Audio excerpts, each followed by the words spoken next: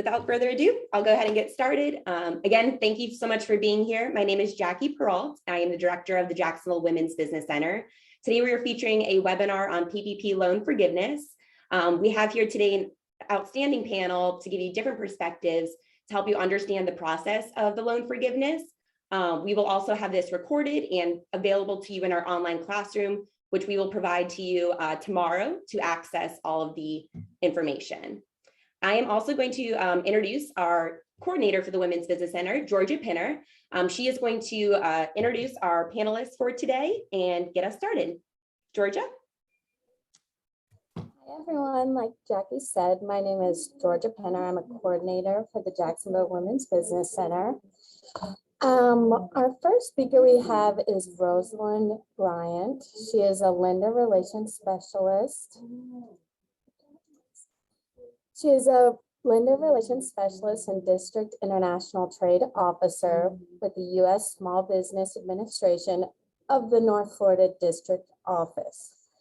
Rosalind has worked for the SBA North Florida District Office for over 30 years. She provides counseling and training to potential and/or existing small business owners, lenders, and small business resource partners on SBA's guaranteed loan program and services in the North Florida District Office area.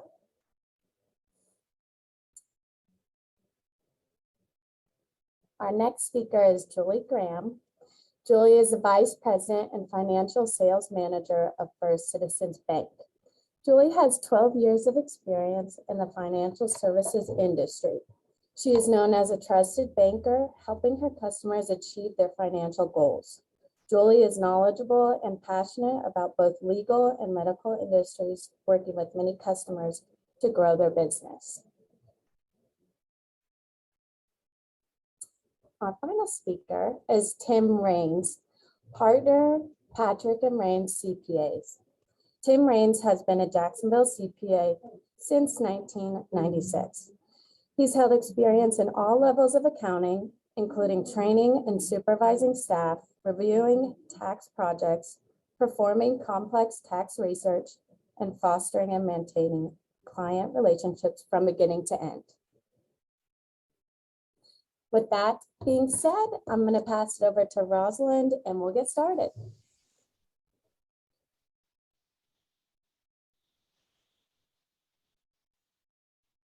I think you may be on mute, Rosalind. I am on mute, and thank you. That's okay. I am Rosalind Bryant, and I am your lender relations specialist for the North Florida District Office. So today what we're going to do, we're going to go over the forgiveness process and the solutions that SBA has come up with to help the borrower and the lenders to make this a smooth process in getting your package forgiven. So to get started, I'm actually going to turn off my video and then I'm going to start with this. So as you know, the SBA has come, you could, next slide, please. So loans of $150,000 or more represent 93% of the outstanding loans through the PPP process. Approximately 6.5 million of the loans still remain to be forgiven.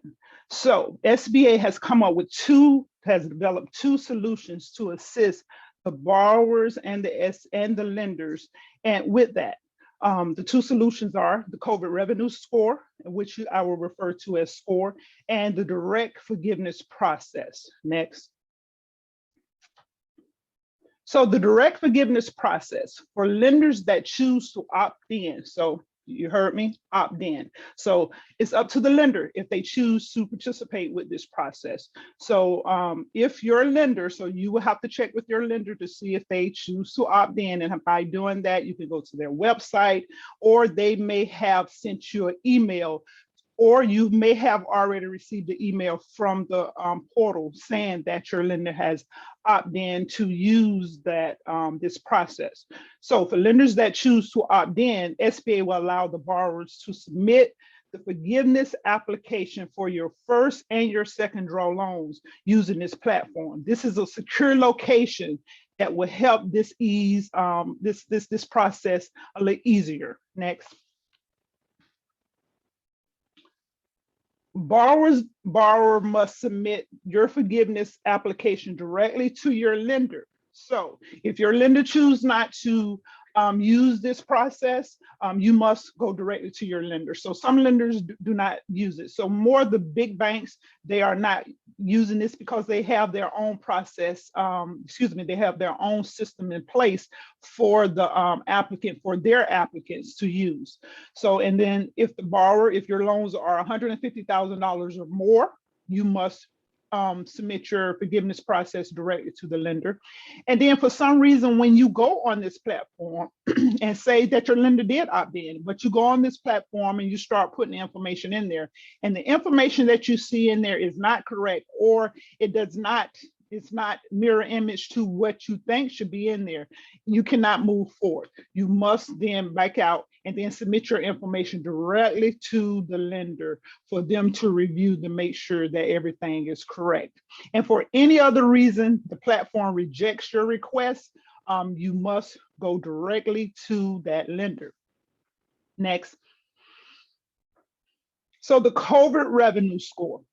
So for second draw loans, for the second draw PPP loans, SBA is providing the COVID revenue score. This will serve as an option to the documentation for the borrower's revenue reduction. As you know, to be eligible for the second draw PPP loan, the borrower, had to show a 25% reduction in your revenue in 2020 versus 2019, which could have been done quarter by quarter or annually. So providing that documentation has been an issue with some of our borrowers. Therefore, SBA came up with this COVID reduction score. So the score is a pass or fail. The borrower and the lender will be able to see the score. So, SBA will score all second draw PPP loans that are $150,000 or less. So if you have that second draw, it will be scored. Next. So the COVID reduction score. So when the score validates, as I said before, you will receive a pass or fail. That is a score, pass or fail. So if it validates, and if the borrower has not already provided the documentation to the lender, you will be required for the borrower to document the reduction. So if the borrower has already provided the information to the lender, then the lender can move forward to making that decision.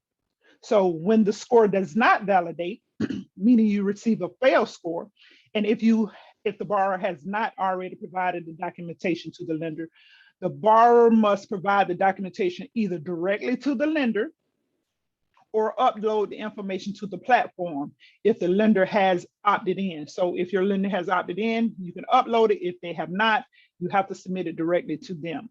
So if the borrower has already provided the documentation to the lender will make the forgiveness decision based on the documentation. Next slide. So regardless, if the lender opts into the forgiveness, the following applies to all borrowers. The documentation overrides the score. So if the lender has documentation that the borrower did not have a 25% reduction, a satisfactory score would not make the borrower eligible. The lender may not make the forgiveness decision based on the score.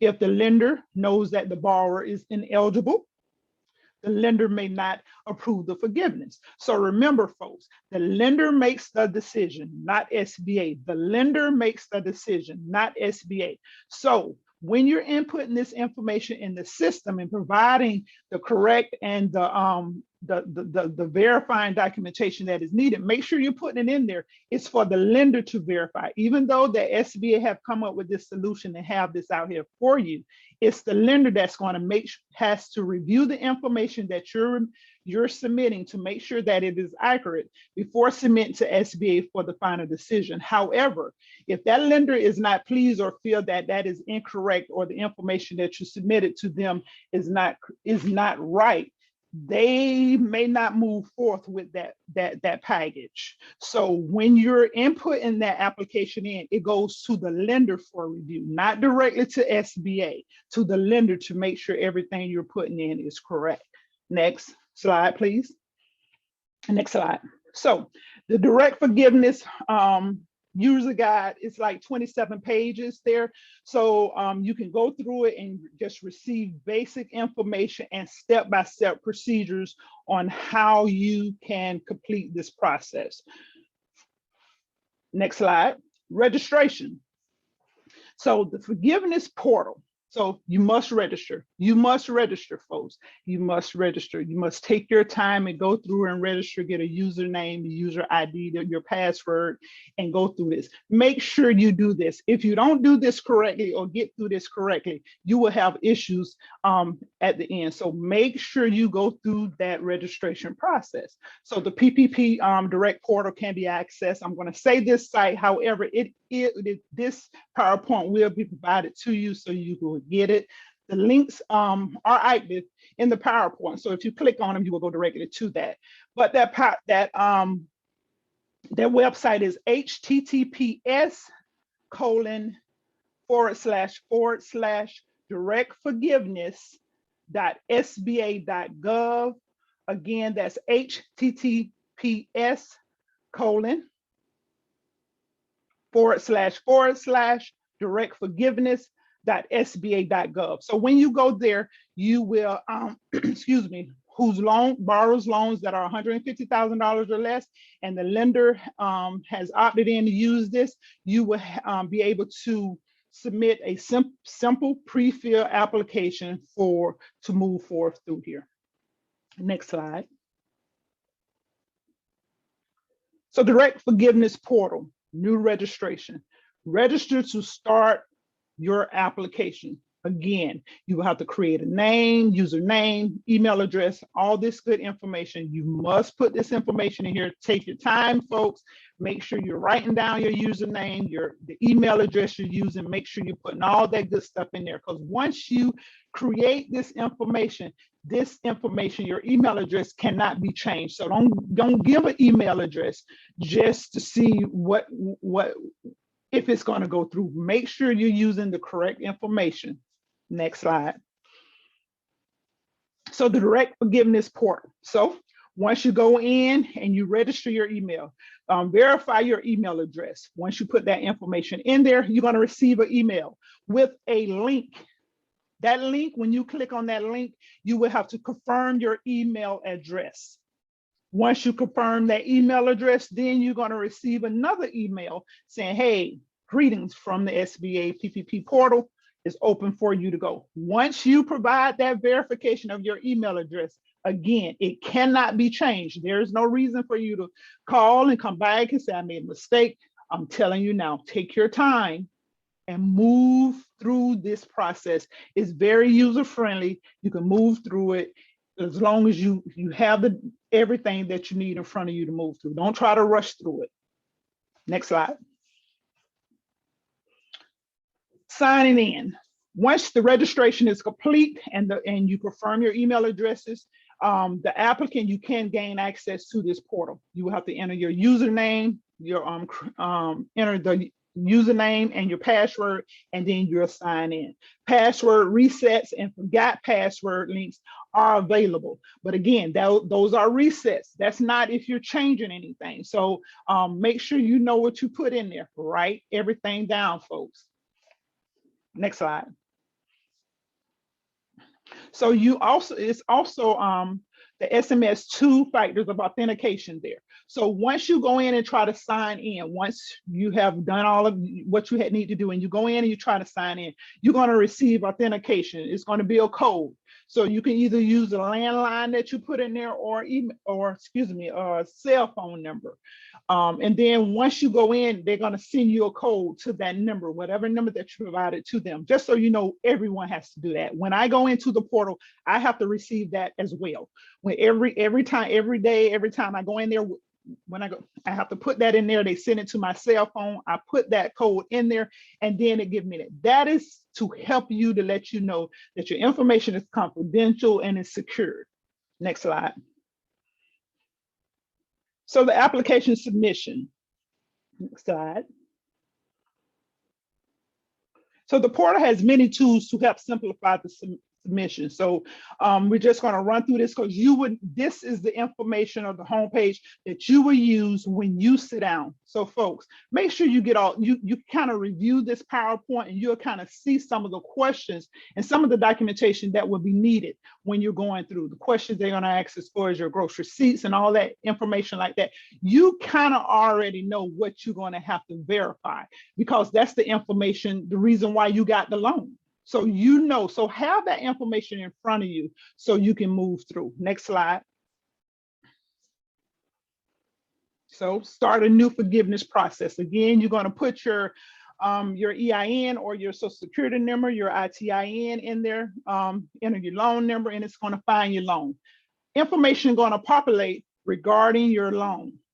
So you want to move through. The information that populates cannot be changed. So for some reason, that information is not the information that you have, or it has changed where it has not been verified or been told to SBA, you probably shouldn't move forth for it. That's something that you want to go back to your lender. So any changes that have been made with your business that actually was not in effect when you first applied for this loan, you may want to make those changes actually before you go in here and start trying to use this system, because you're going to run into a problem that really you can't do. So security measures have been put in place to where it will prevent duplications. So you just want to make sure that you have the information and everything is verified. Next slide. Most of the loan information will populate, as I said before, and it will be locked for editing, so you can't edit. Any incorrect information must be updated through the PPP lender prior to the forgiveness submission, which I already said. So you want to make sure that you kind of go through this PowerPoint and kind of see the information that you may need. Make sure that it's correct. Make sure it's matching up. Make sure you're putting the information, and make sure you don't make a error when you inputting this information. Just so you know, it takes anywhere from 6 to 10 minutes to complete the application process. I'm not talking about when you're setting up your password and getting registered, but the process when you sign in to move through this portal to submit your application to the lender. It takes anywhere from 6, as of yesterday afternoon, it was taking an average of 6 minutes. So I'm going to say it's going to take you 10 minutes just to give you 4 extra minutes. So that is on an average it's taken to move through. Some folks may take less time than that. But again, as I'm stating to you, get all the information you need so you won't have to be looking for anything. Take your time, have this PowerPoint in front of you to move through to kind of see what is there and what's coming up next. Next slide.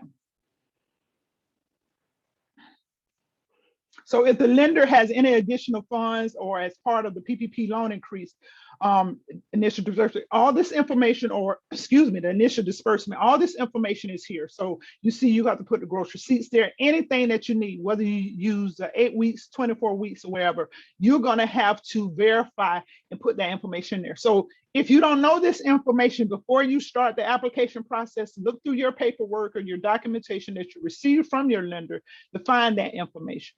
And or if you don't see the information, contact your lender, shoot an email to them, let them know, hey, I don't have this information, but you are par, you have opted in to use this portal. So let me know what I need. Again, you need to continue to communicate with your lender. This is not taking your lender out the process. You must continue to communicate with your lender throughout this. Next slide. And again, this is just some of the section 2, some of the information that you would need: number of employees, number of employees at the time of forgiveness. You're going to have drop down boxes. You're going to have options. You're going to have question marks. If you see the question marks next to something, click on that question mark, because that can help you fill out the information that you need. It's kind of giving you some examples and samples of what you may need or what this actual section is asking for. Next slide. So required documentation to be shown on the screen. Again, just putting the information in there. You may get once you put the majority information in there, at the end, you may get a message that said no documentation. So that means you don't need no documentation. You're going to move forth. Next slide. And then you may get that message that says documentation needed. So you would drop down and you will have that option to see what documentation that is needed to move forth with this process. Next slide. So review all information. To complete this, review all relevant information for accuracy. And then once you sign and submit, edits cannot be done to this application, folks. Again, I told you it takes anywhere from 6 to 10 minutes to complete it. There's no need to rush. There's no need to rush. There's no time. You want to go through it. There's no race in this. You want to complete your application to make sure everything is in there so you can get your loan forgiven. So there's no need to try to make it faster than 6 minutes, try to make it faster than 10 minutes. If it's taking you 15 minutes, okay, it takes that time. But make sure you're putting the correct information in there before you submit, because now you can't change anything. Now you have an error in there. Now you have to go back to the lender. So you this purpose of doing this direct forgiveness directly, now you have to still go to the lender. That is what you're trying not to do. You want this process to move very quickly. Next. So when you get down to the bottom, if you have any missing items, if you did not answer any certain questions are not answered, that's required to answer. If you didn't put the information in like you're supposed to, this system is we're saying it's smart, but it's going to say missing items summary. So if you have any missing items, you're not going to see that submit button to submit your application forward. So you will have to go back to see what you missed and find that information. So again, it's helping you. So take your time, folks, to make sure you're answering the questions accurately. Make sure you're completing the information. I'm not sure, I haven't really went through this, but if it asking you a question, provide an answer. Don't leave nothing blank unless you can just leave it blank. So if you have a yes, no, NA, don't just leave it blank. Put the NA in there. That way they know that you have read the information and you have moved forward with that. Next slide. Application signing. So next slide, you will have, once you complete everything, you can be able to Docusign this application. So you agree to use the electronic records and the signature. Next slide. Once you agree to do that, you're going to move continue. You're going to see the application that you put in. Again, you're going to be able to review everything. Like, again, pop-up will allow information that's out there. And then you're going to have to sign and initial. It's going to tell you where you have to put your full signature and where you initial. Next slide.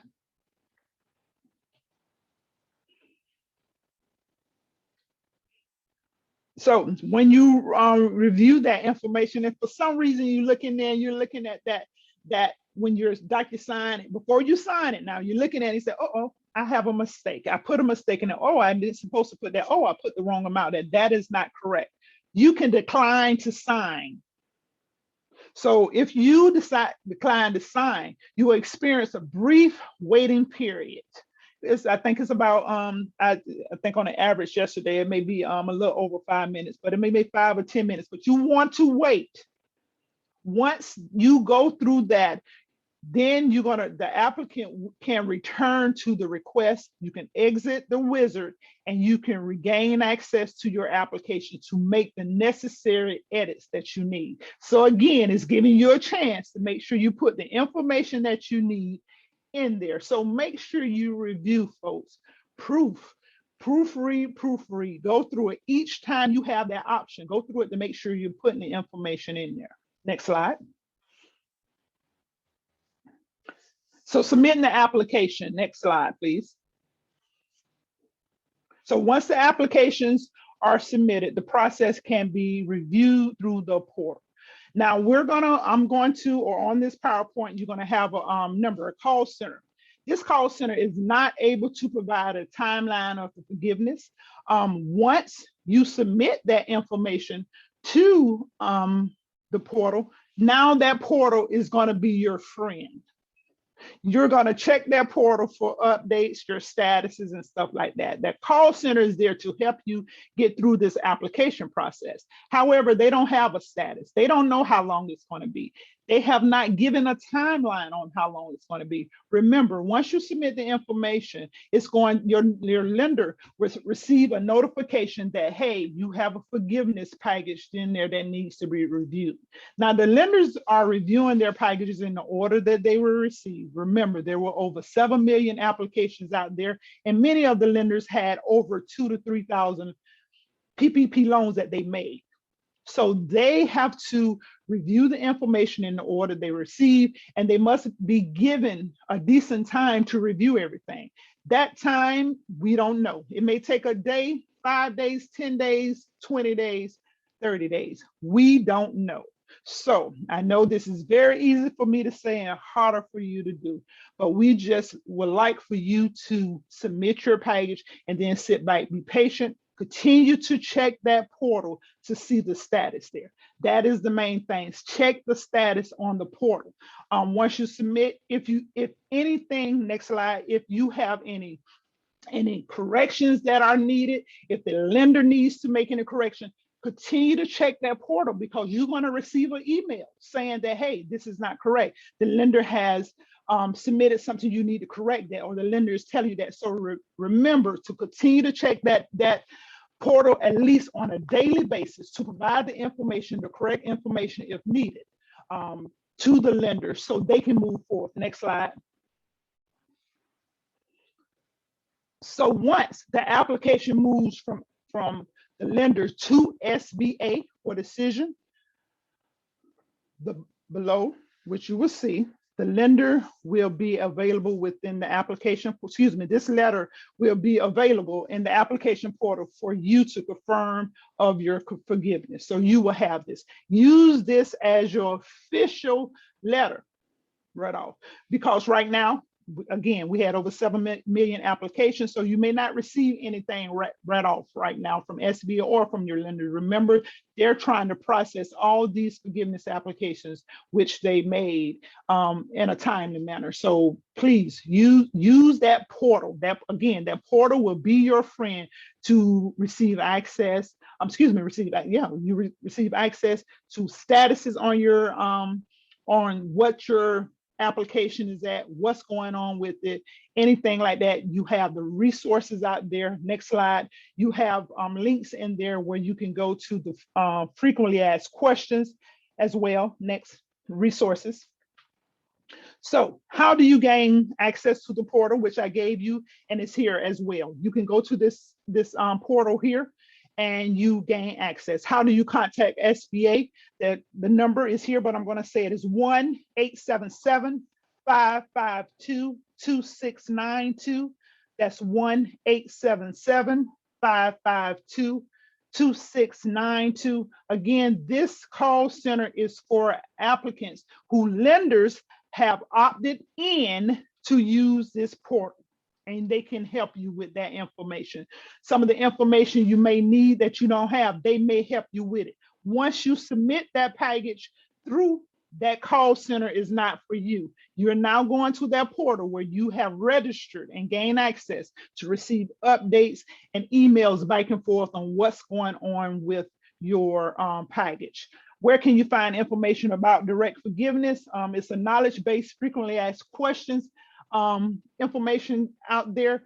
Once you receive this presentation, these links are active. You could click on them. However, if you don't have that, just when you register in the portal, you go in the portal, this information is out there for you. So again, my name is Rosalind Bryant, and I know we're gonna wait to the end for when we open it up for questions for everyone. So just write your questions down or hold your questions, and because more than likely your question will be answered from the other two presenters that proceeding after me. Again, thank you.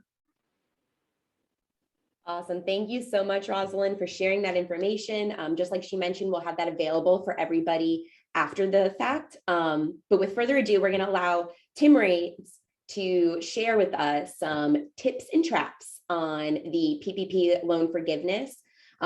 He is with Patrick and Raines, as we had mentioned earlier, and he's a great supporter of the Women's Business Center and always so willing to volunteer and facilitate programs for us. We can't thank him enough. So thank you, Tim, for being here.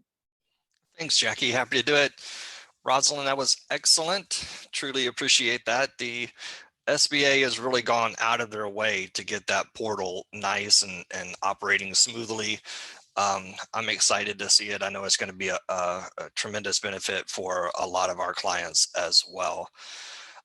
So what I want to talk about a little bit, obviously everything we do here has a little disclaimer, right? Everybody's situation is a little bit different. It's a little bit unique. So what I'm providing you is just general knowledge. We'll try to do our best to answer as many specific questions as we can, but obviously we can't get into all the details on such a short call. So please be sure to check with your own advisors and the SBA and your bank as well. What I wanted to talk about is just give you a brief intro. You're already in the middle of the CARES Act. You're already in the middle of this PPP process, but I wanted to kind of review a little bit of it. That will pull us right into some of the intertwinings that I wanted to talk about, some of the little traps that we can get into. Then I'll go through some of the questions we've received, and I've just confirmed, somebody give me a thumbs up that you can see my agenda here. And I'm sharing my agenda. So also review what will be taxable, talk very, very briefly about reduction of the number of employees and the documentation needed. Now, keep in mind, as Rosalind said, not all of this is going to apply to you, because if you're less than 150,000, your forgiveness process is slightly different than if you're over 150,000, or if you're over even say 2 million, which we've had the option to deal with here in our office. So brief summary, and I was so grateful that Rosalind brought this up as well. I know that PPP got a lot of bad press when it first came out, all the big Bruce Chris and all those people getting the loan, but here are some of the local stats. So we had a marketing firm really go out and look at Northeast Florida, everything Jacksonville to Lake City down to St. Augustine. And here are some of the stats we had in our local area. The PPP loans really went to smaller companies. The average size company was between 8 and 9 team members. The average loan in our little area, and these stats may have updated in the last 6 months or so, is only about 114,000. So these really were small business loans. This was a great thing I think Congress did in order to help us all out during the pandemic. And another interesting tip, 71% of these things were through local and regional banks. They were not through your big Wells Fargo. I know they got a lot of news from it, but really, this really was a benefit to local small folks.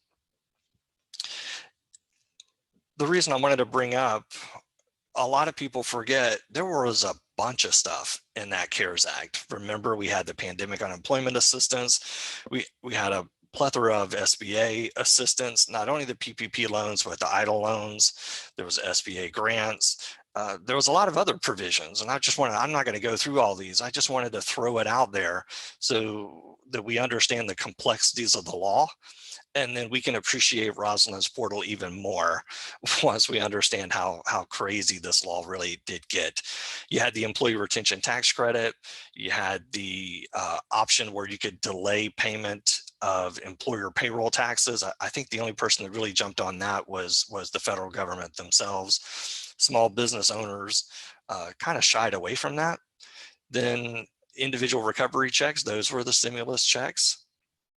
There was also changes to the retirement plans. There was the addition of the $300 above the line charitable contribution, which I think some of us got on our tax returns. There was other tweaking that they did to cash charitable contributions and that sort of thing. But the reason I bring it up is because all of these things, and I know the slide's a little fuzzy, all of these things were involved in some way in the law. So there's a lot of complex things going on.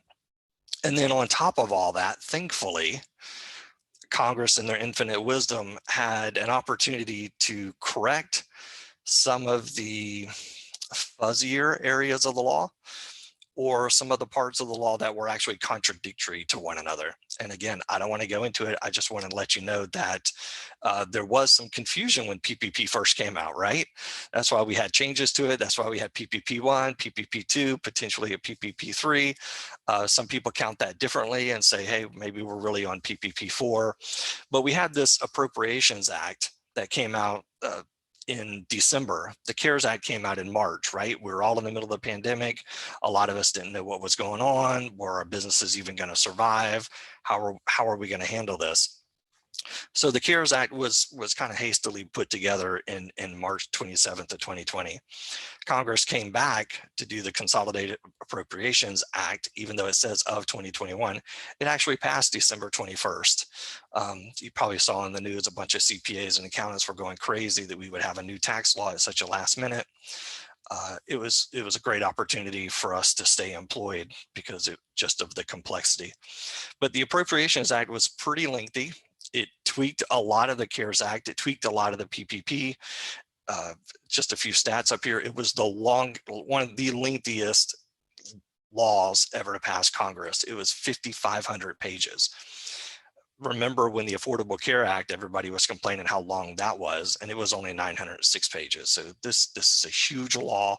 It was passed kind of in a hurry, had a lot of pork in it, had a lot of different things in it, but it also provided a lot of good benefits. It extended the unemployment benefits. It provided another PPP loan, and it did clear up some issues we had with the PPP, which I'm going to get to in just a second. So I bring all of that up just to tell you that we really do have a tangled web here. Some of this may not apply to you if you're under 150,000, but over the next couple of slides, I just want to give you things to look out for, because if it does apply to you, you want to be aware of it. You don't want to get caught in a couple of these traps. One of those traps was in the Consolidated Appropriations Act when they extended and tweaked PPP and the ERTC, which is the employment tax credit. Recall now that your PPP is not all about payroll. It is the Payroll Protection Act. That's what it was for, to protect the payroll. But a lot of people, small business owners, were like, well, that's great that I'm paying my employees, but if I can't pay rent, I'm out of business anyway. So there were provisions in the PPP loan that you could use part of those funds to cover non-payroll expenses. It started off, I believe it was 75%, and then it got revised down to 60% had to be used for payroll. Why do I bring all this stuff up? And I really bring it up because those non-payroll expenses were totally necessary to keep the businesses going. They covered things such as your mortgage on the building, rent on the building, utilities, your electric, your gas. You can't keep the lights on. It doesn't matter if you have employees or not. Internet access, telephone, transportation, those sorts of things. These were all permissible expenses as part of the PPP loan and the forgiveness process. So, and again, why am I rambling on and on and on about these other non-payroll expenses? I'm doing it because of this little thing called the Employee Retention Tax Credit. It is a huge benefit for folks who have employees. Now, for example, in 2020, that credit could be up to $5,000 per employee. The Consolidated Act tweaked that a little bit and said that that could be up to $7,000 per employee per quarter. So it could be a $28,000 per employee tax credit that you might want to look into. And here's why it makes a difference. Again, this is not an ERTC class. Again, if you think this applies to you, reach out to your payroll service provider. I know ADP is doing a great job with their calculations on their payroll portal on how to do this. We still don't, there are still questions about the ERTC. For example, we don't know whether owners are going to qualify. So if you're a sole practitioner and it's just you, this may not apply to you. There's still some confusion there. Even confusion as late as a few days ago, the IRS issued notice 212149 on August 4th, and it even contradicted itself. So we, in the CPA community, we're really kind of up in arms about this. We need some clarification. There is no credit for any period in which you qualify for the work opportunity credit. And there's no credit, this is the important part, there's going to be no credit for wages that you use to apply for your PPP loan forgiveness. Okay, so some of you, I know your wheels are already turning now and you're thinking, this is interesting. So I made up just a brief scenario here. Suppose in scenario one, you got a $100,000 PPP loan and you had $100,000 of payroll cost. You didn't put any non-payroll expenses on your forgiveness application. The end result is your PPP loan got forgiven.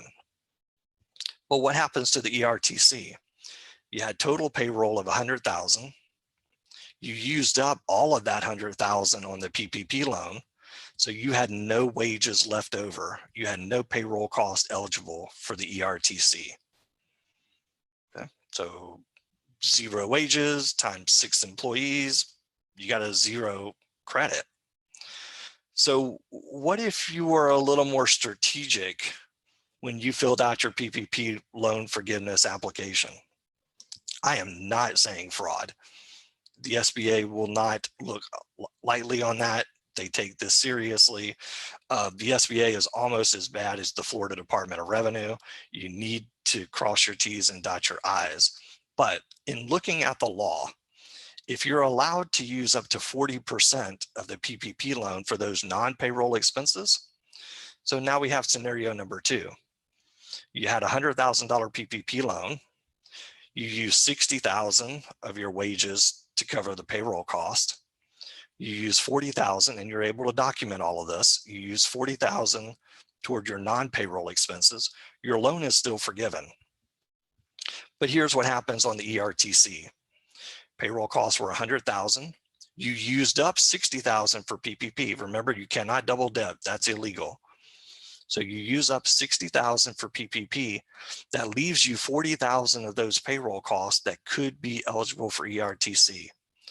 So you look at your credit, you got $5,000. Suppose you had 8 employees. Boom, there's a $40,000 credit. So all I'm saying is be really careful.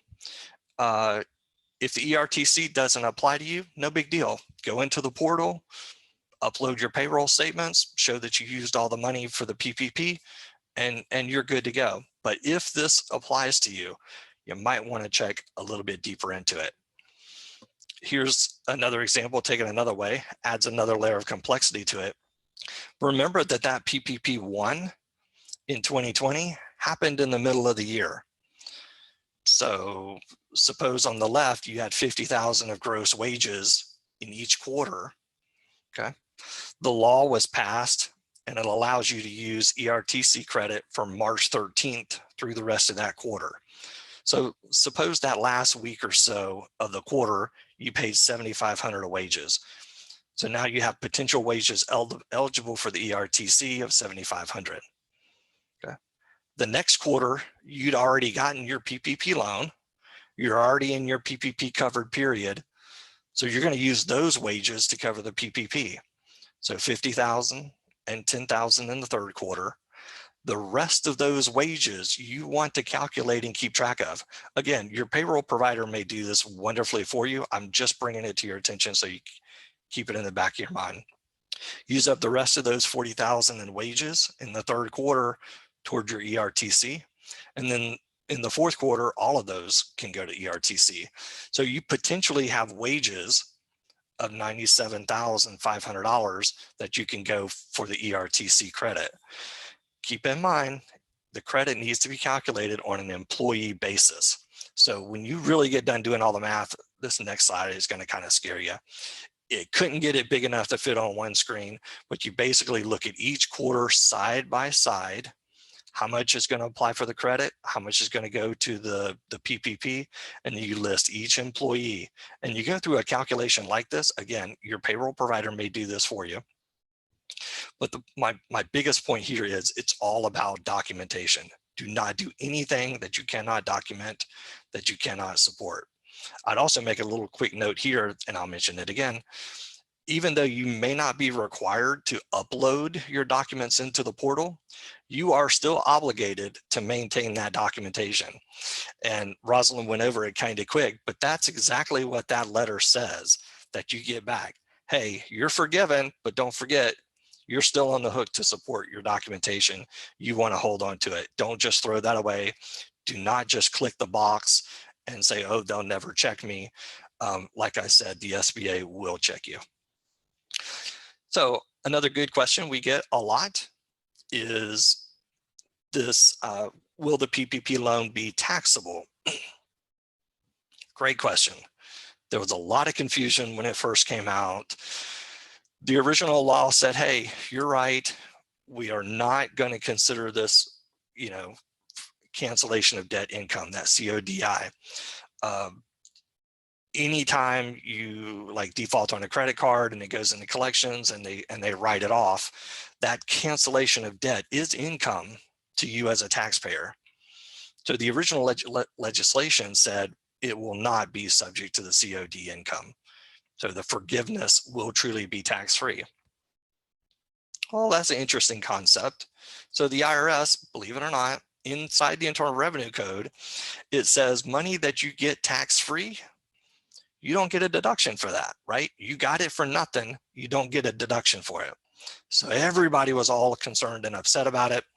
The congressional leaders were upset about it. The CPA was upset about it. We eventually put a lot of pressure on Congress. During that whole process, the IRS kind of doubled down and said, no, the Internal Revenue Code is written this way. The IRS can't do anything that your congressman doesn't tell them to do, right? A lot of people get mad at the IRS. I always tell them, call your congressman instead. So the IRS said, no, I'm sorry, this is the way the law is written. So believe it or not, like I said, buried in those 5,500 pages of the Consolidated Act was indeed a confirmation and a change of the law where Congress said, no. The income that you get from the loan is not income. Not going to be taxable income to you. And the expenses that you paid out to the employees to keep them employed, you're still going to get to deduct those. So it's a win-win all around. I'm so grateful that they did clarify that. So if you're still thinking old law, don't worry about it. It's not going to have a tax, not going to be taxable income to you. So what do you do with the PPP loan, right? It's just like any other loan. When you got it, you put it on your balance sheet, it's a loan payable, and you'll want to leave it there as a loan payable until you get that SBA letter. Once you get that SBA letter saying it's been forgiven, then you can reclass that to what we call other non-taxable income. And your accountant and your tax preparer will know how to treat that on the corporate return if you have one, or on your personal return, because it will not be taxable to you. Another interesting issue that may not apply to all of you, but there is a basis issue. For example, you cannot get basis in your company for income that isn't going to be taxed. So just a side note, you didn't pay tax on it, so it doesn't come into you as what we call basis. And again, if you've never heard the word basis, then it probably doesn't apply to you. You don't need to stress about it too much. Very, very briefly, I'm going to talk about the reduction in number of employees, because as you're going through your application, it may ask you, did you keep everybody employed? Because come on, let's be honest, folks, that's what this law was all about. It was about keeping the employees employed. There is a formula that's in there. Again, this may not even apply to you if you're under a certain threshold, but I wanted to just let you know there is a formula out there. The portal may even walk you through it if it's applicable to you. What I wanted to get to is some of the questions people ask. Again, nice little formulas here about it. I'll give you these slides and we can talk about it a little later, but I didn't want to go rambling on and on and on about a whole bunch of stuff that doesn't apply to you. So here's the resource if you need it. Let's talk about the questions. We had, for example, we had a big nursing home here in town, and they said, well, we laid well, this actually happened to a restaurant. They laid a bunch of folks off. The shutdown happened. They were out of, the restaurant didn't open for 2 or 3 weeks, and then it slowly opened back up. Remember that? Like 25% capacity. And then for a couple of weeks, we went to 50% capacity. Well, what about those folks? They couldn't get people to come back to work. Everybody had already started their unemployment. They were enjoying those benefits, and it was really hard to get servers to come back into the restaurant. So here's the rule. If you have laid somebody off and now they won't come back to work for you, all you have to do is document the fact that you have offered them their job back, maybe a certified letter, maybe an email, something like that. You need documentation that you offered it to them and that they still refused. If you did that, then the fact that you couldn't rehire everybody is not going to ding you on the PPP loan. A lot of people are stressing out over the employee count, but really, there are real common sense ways to address some of these issues. For example, this one's one that happened at the healthcare agency. If you've terminated an employee for cause, you're not required, to hire them back. You simply have to document that they were let go for cause and that you attempted to fill the position. Obviously, nurses are hard to find right now, and this nursing home was not able to rehire everybody that they had pre-pandemic. So that's a big deal. It's not going to hurt you. You just need to have your documentation in place. Same thing as if an employee retires. They've retired and you no longer need that position, or you're no longer able to fill that position, just document it. Now, I know that Rosalind said documentation a bunch of times. I've said documentation a couple of times, and I'm pretty sure Julie's going to say the same thing to make the bank life interesting. Please be sure that you're maintaining your documentation and records. So what do you actually need to do? And this is going to apply to most loans above 150,000. There's definitely a little bit more paperwork involved. Please try to keep these records. We've been telling our clients ever since the PPP loan came out to start getting their act together. This will really help you speed up the process. Rosalind said, have all your documentation ready before you do that application, and 6 minutes later, you're done. That is a win-win situation. Try to gather it ahead of time. Try to maintain good books and records. My last point there, I'll repeat again, it's just good business practice to have really good accounting procedures and record keeping. So what kind of documentation is needed? There is no hard set guidance as to exactly what you ought to keep, but here's what everybody's saying. Here's what we're hearing from banks. Here's what CPA firms are recommending. You need to keep your payroll records. Again, ADP, Paychecks, whoever, they'll help you provide some of these to you. Invoices for things such as employee benefits, any of those other expenses such as your rent, keep those. Keep proof that you've paid those expenses. Hopefully you're doing that already, but just keep it on that full-time equivalent for the staff. Again, keep those documentation in your HR files, and you'll be okay.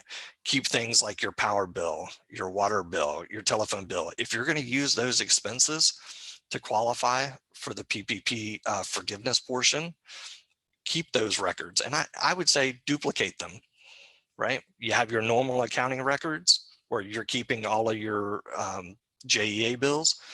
I would say create a separate folder for the PPP forgiveness. That way, all of your documentation is in one place. When you get ready to go see Julie, you'll have all your documentation there. When you get ready to go to the portal, you'll have all your documentation there.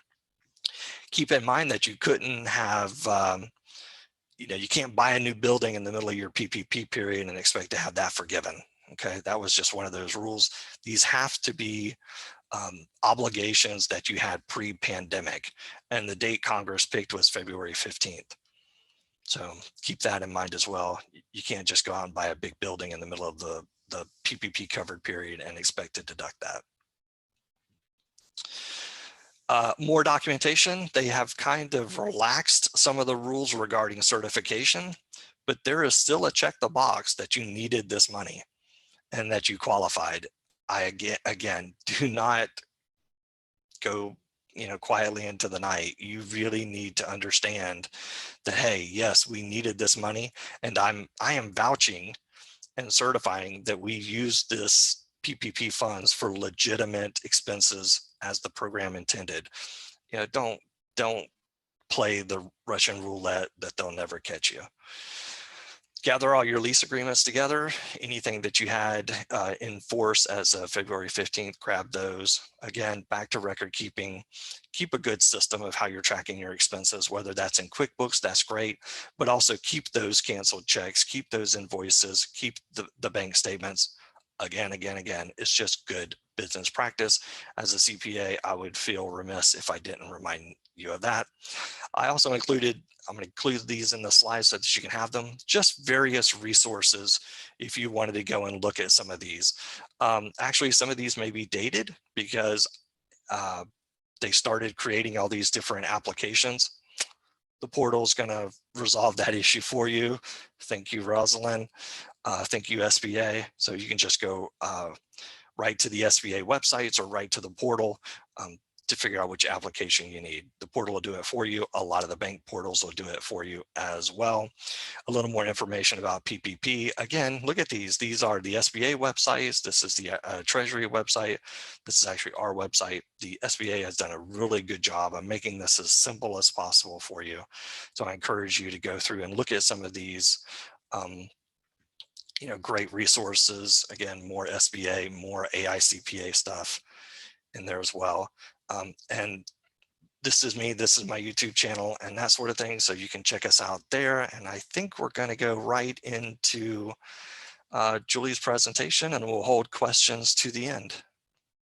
Awesome. Thank you so much, Tim. Truly appreciate you giving that oversight and those examples. It really helps, I think, paint that live picture when the business owner is sitting there trying to understand how this applies. So thank you. With that, we're going to move on to Julie Graham.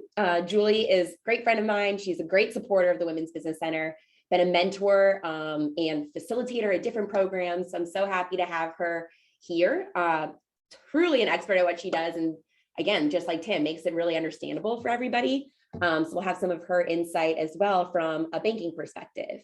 So Julie, give you the spotlight.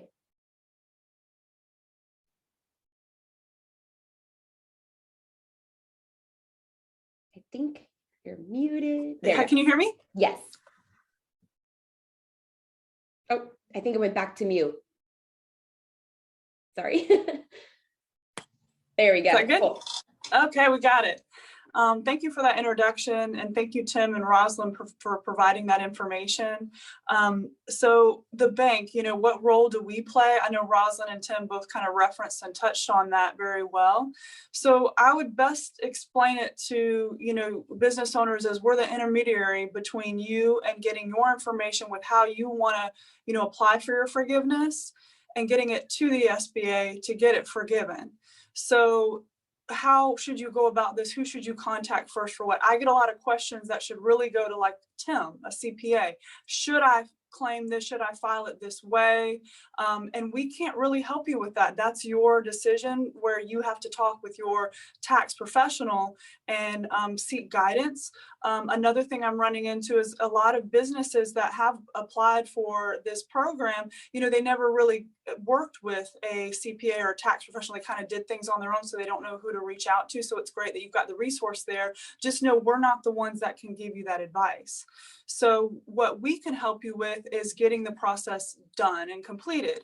So if you are doing it online, like Rosalind mentioned, you need to make sure your bank is one that opted in. Not all banks did. If you want to go that route, that doesn't mean you have to go that route. For instance, we took on a more hands-on approach because because we are a commercial institution and we have relationships with clients and relationship managers. That's just our design and our culture.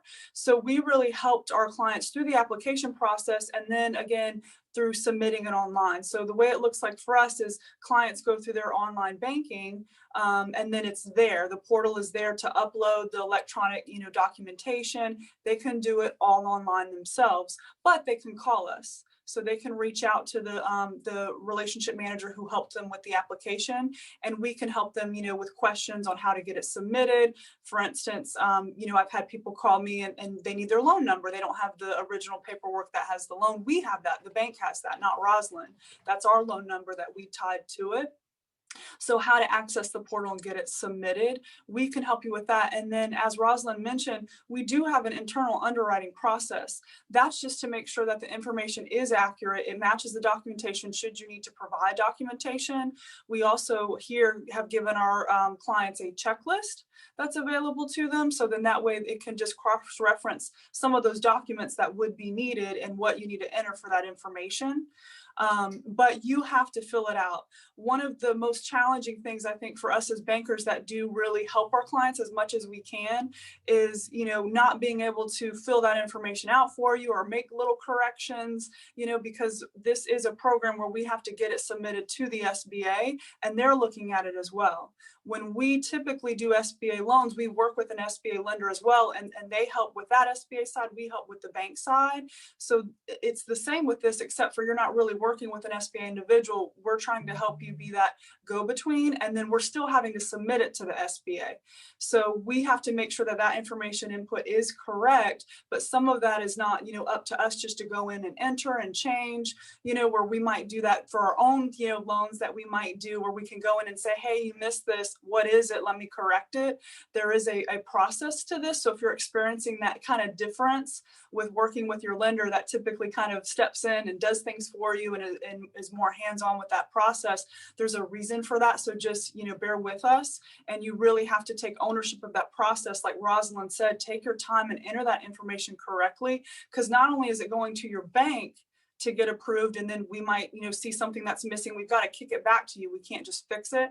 We kick it back to you, you got to resubmit it again, and then we submit it once we see everything looks good on our end. Again, we're not checking for some of those, tax implications like Tim mentioned. We're just checking for accuracy based on the original application, and that the figures, line up with any documentation provided if necessary. And then we submit it to the SBA, and then the SBA will approve the forgiveness, and then, we can implement that with you as well. We do have a status update on our online portal as well, so you can check and see where it's at. We can't give you an estimated time frame, again, because we're going through the SBA, and just think of capacity. So all the loans that were taken now are being forgiven and going through that same portal, so it can take time.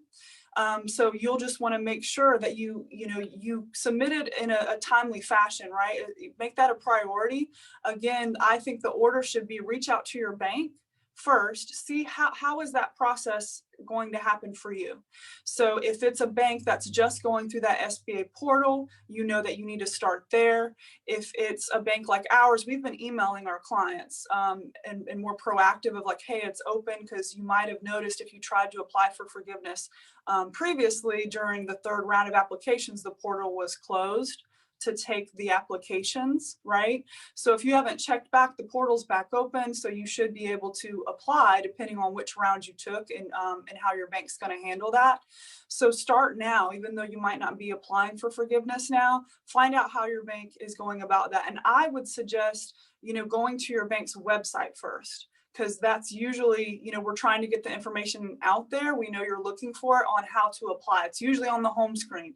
It says like, you have to call this number for some banks. You can't walk into the branch and talk to an associate. And there's reasons for that, because we're trying to keep the communication streamlined. You heard how Tim was talking about how many pages this is, and it's really complex.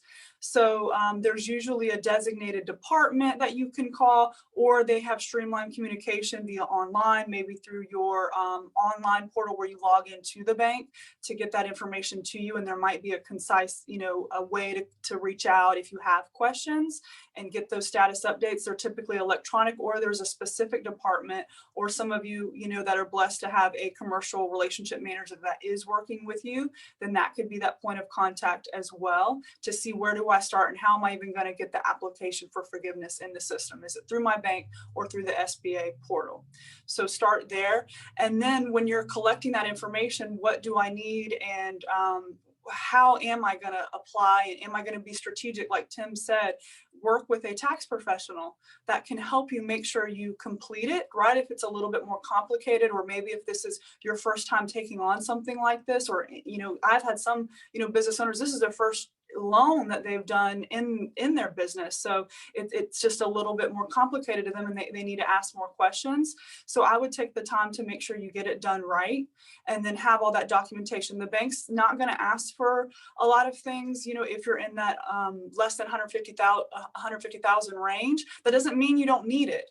So like he said, keep it. Just because we're not going to ask for it does not mean that you don't need it. So just have it in a file like he said. And it really is a streamlined process. When you go online, it is quick. We haven't had any loans not forgiven that we've submitted. Of course, there might be a difference with what you took versus what you paid out because you couldn't hire those people back. So there might have been a difference there. But, it's really been a streamlined process, and we've had time to really, focus on it and make it that way with the SBA and work with them. So, don't be afraid of it, right? The application process was more complicated. It was kind of rolling out as it went. And whereas this has been pretty set.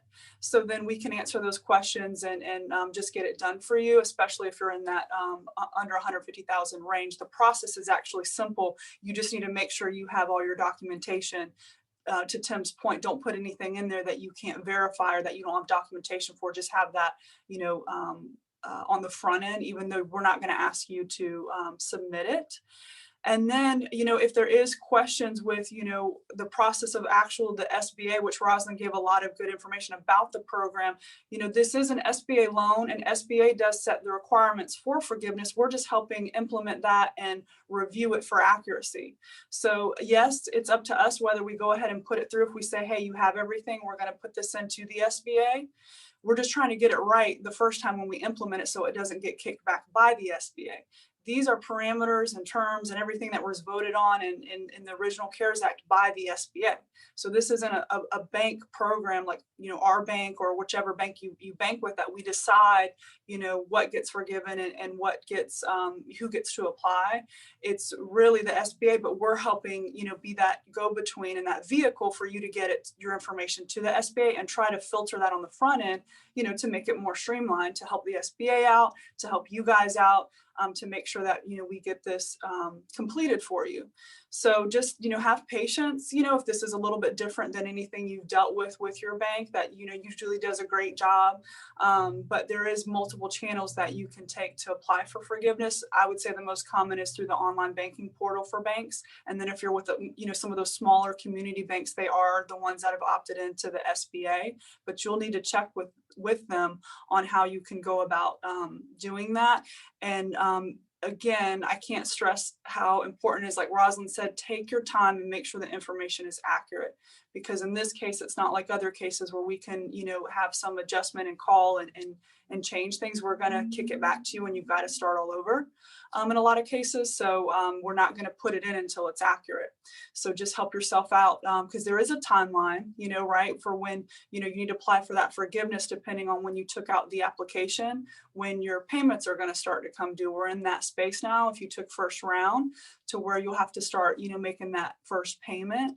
And you can still get it forgiven despite that, but it just starts, convoluting the process. So make it a priority. Check with your bank to see how am I going to process my forgiveness, and then get all your documentation together, reach out to a tax professional and make sure that you have everything lined up and you're going to apply in the way that's best for you as your business. Every business is different. So you want to make sure that, you know, what you do is best for you. Maybe don't ask another business owner, hey, I did this, I've seen that. Well, what is best for you? You don't know the whole picture of their structure and what they've got going on. Maybe ask them, do you have a good tax professional, right? And then you can get that contact there, but don't maybe do what your other friend's business is doing. You want to make sure you apply in the way that's best for you in your unique situation. And then if there's any other questions that come up, you know, you can continue to reach out to your bank or your CPA, and we'll direct you in the right way. Just know we may not be able to answer the question. It might be an SBA answer. It might be a tax professional answer, or, you know, a banker answer. So just reach out to one of the three of us, and then we'll help guide you on who you should talk to. You know, if you can't remember who's, you know, gonna help you with what area, just know it's not going to be one individual that's going to help you. Like, I can't help you with every single question, depending on what it is. Neither can Tim, neither can the SBA. So you might have to do some, you know, due diligence to get with the right individual that can help you get this right. You know, this was a great program. You know, I've seen it, you know, save some businesses that wouldn't have made it, you know, and then been a blessing to so many others. And it's a great program, but it took work, right? You know, we worked as well on our end to help, you know, implement this. And, you know, now it takes a little bit of work to get it forgiven, you know? So, you know, feel free to reach out to me if you have any questions. I'm at First Citizens. My number is 904-394-2280. That's my office line. I can't help you if you don't bank with us, right? I can't help you get the application done, but hopefully, you know, I do have some connections here with other banks. You know, we help each other out. So with mutual clients. So if I can get you a contact, you know, that might be able to help you at your bank, I'd be more than happy to do so. Or maybe if there's, you know, another avenue for questioning that you have, I'd be happy to reach out to a contact that may be able to help you. And that's all I have. That's awesome. Thank you so much, Julie. Appreciate that overview and insight and advice as well. With that, we're going to move into kind of a Q&A portion of the program. So this is the time to have access to, you know, our presenters and be able to put those questions. So we'll sit here and watch the Q&A, see if we have any questions at this time. And also if each one of you could provide maybe one little takeaway nugget for everybody before we sound off. I'm going to go to my side. Rosalind, do you want to provide a takeaway for everybody? Sure. Oh, I'm first. I couldn't think of that. Like, just be patient. That's the main thing. Be patient in the process. Be patient, very patient. Awesome. Thank you. And Tim? And that's exactly what I was going to say, Rosalind. Did you want to add to that? No, go ahead. I do have a question after we all do our takeaways. Yeah, I do think that patience is key here. You know, Julie kind of touched on it. When the loan first came out, we were kind of scrambling. A lot of people treated this like an SBA 7A loan. So they were gathering all of this voluminous paperwork. The owners were signing affidavits, and some of the banks kind of approached it that way. And some of the banks each have their own unique portal. So Julie's absolutely right. You have to get with your bank first. And you want to check with your bank before you ever go into the portal. So anyway, all of these things, my only takeaway is just be patient with the process. Even after the bank submits their paperwork, you know, they still have to submit it to the SBA, and the SBA still has to review it and get it back. So that is a lengthy process. Just because you send it to Julie, you know, don't go harassing her every day saying, hey, I sent it to you, because they do their process and then they submit it to the SBA, and then the SBA does their process. So what you're looking for is that magical letter back from the SBA that Rosalind illustrated. And it may take some time, so just be patient with it. Everybody's a little short staffed. Your restaurants, your SBA, your friendly bank, your friendly CPA, we're all a little short staffed. So. Awesome. And Julie? Yeah, I would say start with going to your bank's website. It's probably on there somewhere of, where you need to go. There's like a PPP or COVID relief on the website. People, I think, they're walking into the bank thinking, well, I'm going to go in person so I can talk to somebody. That's going to create more of a sense of urgency. There's somebody there that can help me rather than, going to the website. Because typically that is the case, right? If you come in front of us, we're going to help you right then and make you a priority versus somebody on the phone maybe or something. So, but this is a little bit different. So start with the website, save yourself the time. Go to your bank's website, look online. If you're logging in, to your online banking, you might be surprised it's somewhere on there when you log in. Hey, the portal's open, and then you can click it and read through it. And you saw how simple it is, like Rosalind said. Like, you may not need us to help you with it. Like, it may be simple enough, depending on the amount, or if you just put the information in accurately, you can do it. Where you might be sitting and waiting for a bank representative or on a 1-800 number. Take a look yourself first. Take a look at the website and then see if they have a portal, right? Like, see what that looks like. And then you'll have an idea of, if you can take this on without needing help, or if you still do, then there's probably a reference within there somewhere of who to reach out to and who to contact. So look at your bank's website, step one. That's awesome. That's really good advice. And Rosalind, what question did you have that you wanted to ask the group? Well, it was a question in the chat and I wanted to address it. Yeah. It said, good morning. I am a self-employed marketing consultant and I receive an SBA economic injury disaster loan. Is this the same process for type of loan? If not, are there any forgiveness programs for those loans? No, sir. No, ma'am. It is not. The EIDL loan, which is the economic injury disaster loan, that is a loan directly from the SBA, and you will have to repay that loan. If you have questions on that, what I can do, I can submit you a fact sheet. To that extent, you can send me an email at rosalind.bryant@sba.gov. My email address again is Rosalind, that's ROSALIND.Bryant, BRYANT. Thank you, Jackie, at SBA.gov. Shoot me an email in reference to that same question. I will in turn kind of submit you that fact sheet on as far as the process of repaying that loan. You should start receiving, when it's time for payment, you should start receiving information directly from the SBA. That is not a district office. It's done through our disaster office. So it's not much I can see or do for you, but I can provide that information to you so you can review it and get to the right place for that. And the last thing, to piggyback on what Julie said, make sure you, like she said, go to the reference pages to your bank portal, go to your bank website, read the frequently asked questions, read that information first before reaching out to someone. Because what's going to happen when you call that call center, or if you get anybody, especially I know with SBA, they're going to start referencing you back to those places first. They're not there to spend 15, 20, 30 minutes with you, because again, they have over 7 million applications that they got to process and get through there. So the first thing you want to do your research first.